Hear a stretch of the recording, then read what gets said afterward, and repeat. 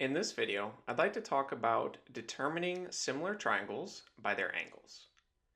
And remember that triangles that are similar share the same shape but often have different sizes. And within that triangle, when comparing it to a triangle that is similar to it, all of the angles will match up correspondingly. So, in other words, the three angles in each of the triangles will match up, they will be the same. So when we need to determine which triangles are similar to some given triangle, we basically just need to see if the angles match up. And in this triangle ABC, we are given two of the angles, but we're not told what the third one is.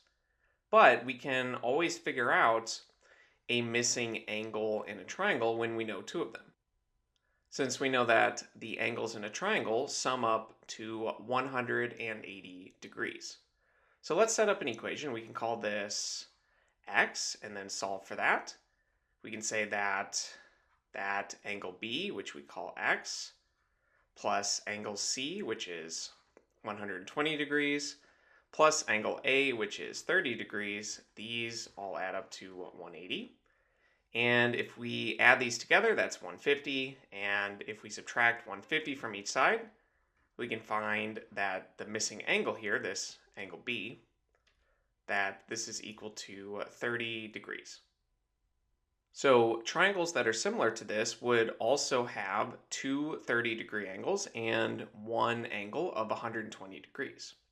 So looking at our answer choices here, we can see that choice A does not work since it doesn't have any of these angles, but choice B looks to be similar since it has two 30-degree angles, and if we set up an equation just like this, we would find that this missing angle here is 120 degrees. So these two triangles are similar, and we could say they're similar through the angle relationship, which means that choice B would be the correct answer.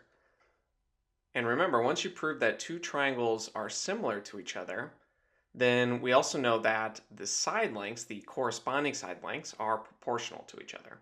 And we'll look at that in greater detail in a later video. But for now, we're just focused on determining if the angles match up in both of the triangles. And once we prove that they do, then one triangle is effectively a scaled version of the other triangle. So let's look at another example.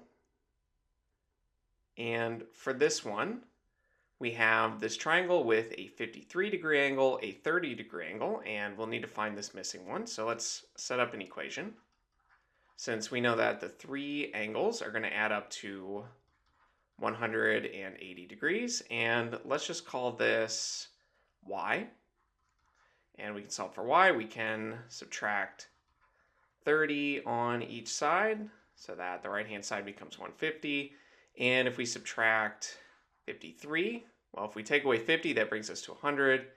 Taking away 3 more brings us to 97. So this missing angle here, angle C, this is 97 degrees. So triangles that are similar to this would have all three of the angles the same.